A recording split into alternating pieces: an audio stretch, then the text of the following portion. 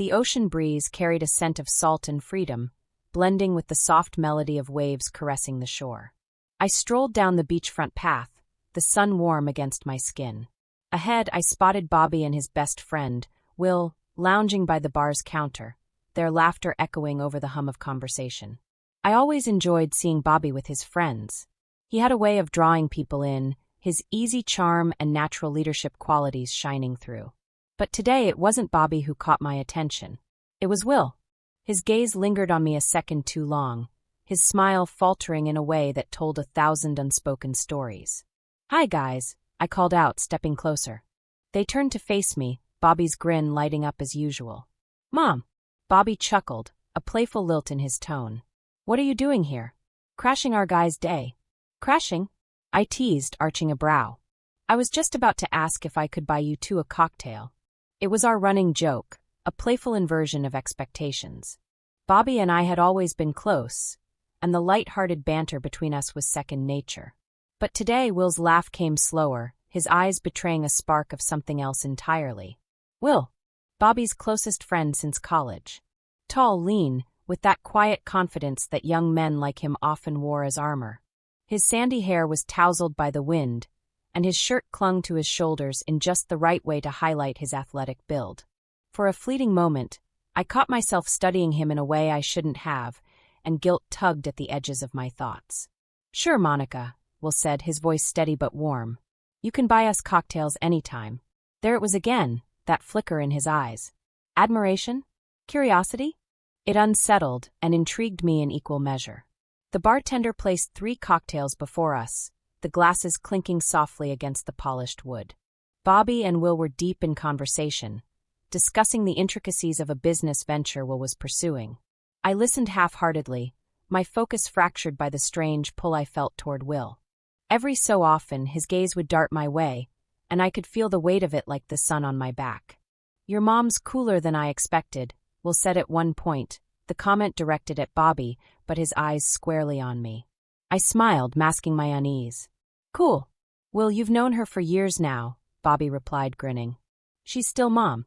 "She's more than that," Will muttered, so quietly I almost missed it. My stomach twisted. Was I imagining things? Or was there something unspoken simmering beneath his polite demeanor? I wasn't sure, but the uncertainty sent my mind racing. The afternoon slipped into evening, and the beachfront took on a golden hue. Bobby excused himself to take a call, leaving Will and me alone at the bar. The space between us seemed to shrink in his absence.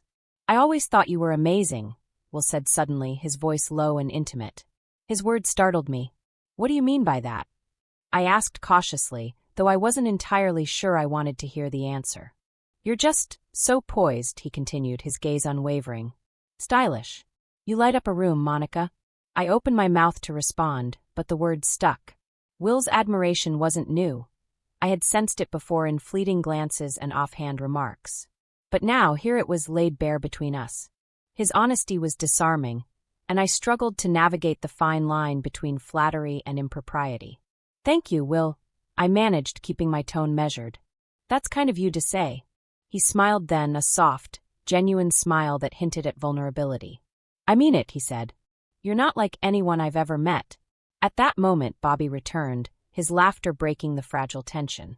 Will leaned back, his expression shifting seamlessly into easygoing camaraderie. But I couldn't shake the feeling that something between us had changed, that a door had been left ajar, inviting possibilities I wasn't ready to explore. It had been a month since Michael and I finalized our divorce. The house felt emptier, quieter, a relief after years of heated arguments and his relentless jealousy. Bobby was my rock through it all, offering his easy humor and support when I needed it most. But I didn't expect that solace to come from Will, too. The first time Will came to visit after the divorce, I was in the kitchen, humming softly to myself. The summer heat had been unbearable that day, so I'd thrown on a pair of denim shorts and a loose crop top. It wasn't a conscious choice to dress that way, it was simply practical. I wasn't expecting guests beyond Bobby's usual crowd. "Hey, Mom," Bobby called from the living room. "Will's here." "Hi, Will," I called back, wiping my hands on a dish towel. I stepped into the living room, and there he was, tall and casual, his tousled hair catching the light from the window. But his expression was what caught me off guard. His easy grin faltered for a split second, his eyes lingering just a moment too long before darting away. "Monica," he said, his voice betraying a hint of nervousness. "You look relaxed." I laughed softly, brushing off the compliment. "Well, it's too hot to feel anything else." We exchanged a few pleasantries before Bobby dragged him outside to shoot hoops. But later, when I brought them lemonade, I caught Will watching me again. His gaze wasn't lecherous or disrespectful, just intent, as if he was seeing me differently for the first time. I quickly looked away, unsure of what to make of it. That evening, Bobby mentioned something offhandedly that planted the seed for what would come next. "Mom, I was telling Will about the divorce," he said as we sat at the dinner table. "I hope you don't mind." I frowned slightly but shook my head. "No, it's fine. It's not exactly a secret." Will nodded solemnly. "I'm sorry to hear about that, Monica. Bobby mentioned it wasn't easy." "It wasn't," I admitted, meeting his eyes briefly. "But it was necessary." For a moment, he looked like he wanted to say more, but Bobby changed the subject, and the conversation moved on. The next week, Will called me. It wasn't unusual for him to text Bobby or drop by unannounced, but this call felt different from the start. His voice was low, hesitant. "Hi, Monica," he began. "I hope I'm not bothering you." "Not at all," I replied, setting down the book I'd been reading. "What's on your mind?" There was a long pause. "I've been thinking about you," he said finally, the words tumbling out in a rush. "About how hard things must be for you right now. I wanted you to know that I care. More than I probably should." My heart thudded in my chest. His honesty was both startling and disarming. "Will," I said carefully, "I don't know what to say to that." "You don't have to say anything," he said quickly. "I just needed to tell you. I know it's complicated. Your age, Bobby, everything. But I can't stop thinking about you." I closed my eyes, exhaling slowly. "It is complicated," I admitted. "But it's not impossible." We sat in silence for a moment, the weight of his confession hanging between us. "I don't want to make things harder for you," he said finally. "Or for Bobby." "You're not," I reassured him, my voice soft. "But maybe we should talk about this in person." He hesitated. "Where?" "I don't think it would be a good idea to meet at your place." "There's a park nearby," I suggested. "It's quiet, and no one would know us there." The park was a perfect sanctuary, its winding paths shaded by tall oaks and bordered by vibrant flower beds. I spotted Will near the entrance, hands in his pockets and an almost shy smile on his face. He looked younger here, out of Bobby's shadow, unguarded in a way that made my chest tighten. "You came," I said, as though there had been any doubt. "I couldn't stay away," he admitted. We started walking, the conversation flowing easily at first. But as the path veered deeper into the park, the lightness gave way to something heavier. "Do you think we're crazy?" he asked suddenly, his voice barely audible above the rustling leaves. I stopped, turning to face him. "Maybe. But does that make it wrong?" He studied me for a moment, his eyes searching mine. "It doesn't feel wrong." "Because it's not," I said softly. "We're two adults who found something unexpected." His hand brushed mine, a tentative, fleeting touch. "It's still a risk," he said. "For both of us. People would talk. My mom." "Let them," I said, surprising even myself. "They don't know us. They don't know this." Will's lips curved into a smile, small but genuine. "You're braver than I am." "Not brave," I corrected. "Just tired of living by other people's rules." The tension between us was palpable now, an electric current in the humid summer air. When he finally reached for my hand, I didn't pull away. Our walks in the park became a ritual, a stolen slice of time where the outside world ceased to exist. I knew how dangerous it was, how quickly things could spiral out of control. But for the first time in years, I felt alive, seen, desired, understood. Will felt it too. It was there in the way he looked at me, the way his voice softened when he spoke my name. It was undeniable, indescribable. Taboo, yes, but also inevitable. The sun hung high over the backyard, its rays shimmering across the pool's surface. I floated lazily on my back, the cool water a welcome escape from the summer heat. Will had arrived earlier, his usual boyish grin in place, but there was a new energy about him, something bolder, something unspoken. Bobby had taken Reebs to the vet for her annual checkup, leaving Will and me alone. I'd almost expected him to suggest leaving, to avoid the awkwardness of being alone with me, but he hadn't. Instead, he had stayed, his gaze following me as I moved about the pool. "Your backyard is amazing," Will said, pulling himself up to sit on the edge, his feet dangling in the water. He wore navy swim trunks that highlighted his lean, athletic frame, his shoulders broad and sun-kissed. "Thanks," I replied, a smile playing on my lips. "I've tried to make it a little oasis." "You've succeeded," he murmured, his voice carrying something heavier than casual conversation. I let the silence settle between us as I turned, dipping my hair into the water. When I glanced back at him, his gaze wasn't on the pool or the house, it was on me. And it wasn't casual. "You're staring," I teased, a light laugh escaping before I could stop it. He didn't flinch. "You can't blame me for that," he said softly, his voice lower now. "You're stunning, Monica." The words sent a ripple of heat through me, one that had nothing to do with the sun or the water. Before I could respond, he slipped into the pool, his movements fluid and deliberate. He swam toward me, his strokes languid, his eyes never leaving mine. "Will," I began, but my voice faltered as he closed the distance between us.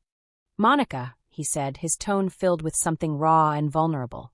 "I can't stop thinking about you." He was so close now, the water around us rippling as his arms rested lightly on the edge of the pool, boxing me in. I searched his face for hesitation, doubt, anything that might give me a reason to step away, but all I saw was sincerity. And desire. "Will, this is—" I trailed off, my breath hitching as he leaned in. "This is what?" he whispered, his lips a mere breath away from mine. I didn't answer. Or maybe I did, but not with words. When he kissed me, it was soft at first, tentative, almost as though he was giving me a chance to pull away. I didn't. Instead, I leaned into him, my hands finding his shoulders as the kiss deepened. For a moment, the world melted away. There was no Bobby, no divorce, no rules or judgment. Only the cool water, the summer heat, and the electricity that sparked between us.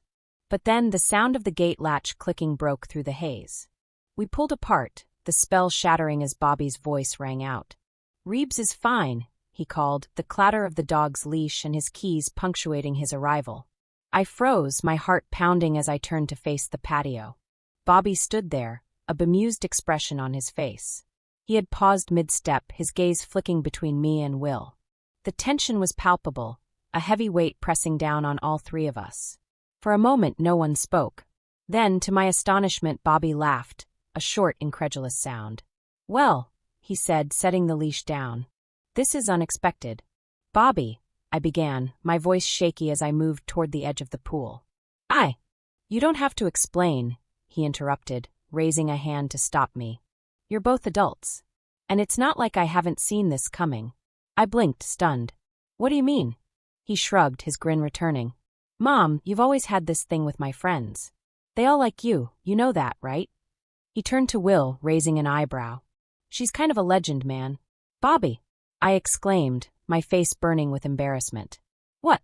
He laughed again, shaking his head. "Look, it's fine. Just maybe don't be so obvious next time.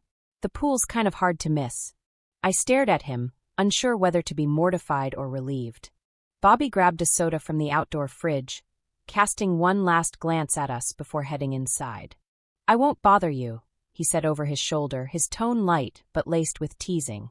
As the door closed behind him, I turned to Will, my mind reeling. He was watching me with a mixture of amusement and uncertainty, his hands trailing through the water. "Well," he said after a beat, his lips twitching into a smile. "That went better than I expected." I couldn't help but laugh, the tension breaking as I shook my head. "Better? I'm mortified." "You shouldn't be," he said, his voice softening. "He's okay with this. That's all that matters, right?" I nodded slowly, the weight of the moment settling in my chest. Bobby's easy acceptance had taken me by surprise, but it didn't erase the complexity of what Will and I were stepping into. "I guess this means we don't have to hide," Will added, his smile widening. The thought was equal parts exhilarating and terrifying. "No," I said, my voice steadying. "But it does mean we have to figure out what this is." His eyes met mine, unwavering. "I know what it is. I know how I feel about you, Monica." For a moment, I let myself believe him. Believe in the possibility of this thing between us, no matter how unconventional or unexpected. "Then let's take it one step at a time," I said, a small smile tugging at my lips. He nodded, his gaze warm and steady. And as we floated there in the pool, I couldn't shake the feeling that, for the first time in a long time, I was exactly where I was meant to be. Dating Will felt like stepping into a version of life I hadn't realized I'd been missing. He had a way of making the everyday seem extraordinary, whether it was through his quiet attentiveness or his bold, unflinching confidence. And when it came to showing affection, he didn't hold back. He spoiled me in a way I hadn't experienced in years. Expensive dinners, thoughtful gifts. Everything about Will radiated a kind of youthful exuberance that was both thrilling and grounding. He'd bring me flowers just because or surprise me with jewelry that matched my taste perfectly. I was used to being taken care of by men, but Will had a way of making it feel genuine, not obligatory. One evening, he arrived at my house carrying a sleek box tied with a crimson ribbon. Bobby was out with friends, and the night was ours. "What's this?" I asked, raising a brow as he handed me the package. "Open it," he said, his grin boyish but laced with anticipation. Inside was an elegant leather handbag, its soft ivory surface gleaming in the dim light. It was understated yet unmistakably luxurious. "Will, this is beautiful," I said, running my fingers over the smooth leather. "But you didn't have to." "I wanted to," he interrupted, his voice warm. "You deserve beautiful things, Monica. You've been through so much. Let me do this for you." I set the bag down carefully and wrapped my arms around his neck, pulling him close. "Thank you," I whispered, my voice thick with emotion. "You make me feel cherished." "Good," he replied, his lips brushing my forehead. "That's exactly how you should feel." As the weeks turned into months, our relationship deepened. Will wasn't just generous with gifts. He was thoughtful, present, and endlessly curious about the things that mattered to me. He asked about my dreams, my fears, and the parts of my life I rarely shared with anyone. "You're unlike anyone I've ever been with," he said one night as we sat by the fire pit in his backyard. I laughed softly. "Is that a compliment or an observation?" "Both," he said, taking my hand. "You know who you are, Monica. You're confident, elegant, and you don't play games. It's refreshing." I smiled, but his words lingered in my mind long after the fire had died down. He was right, I didn't know who I was. At 49, I'd long since shed the insecurities that once defined my younger self. I knew what I wanted, and I knew what I wouldn't tolerate. And Will, this confident, successful, and attentive young man, was exactly what I needed. Not everyone saw it that way, of course. Word of our relationship began to trickle through our social circles, and the reactions were mixed.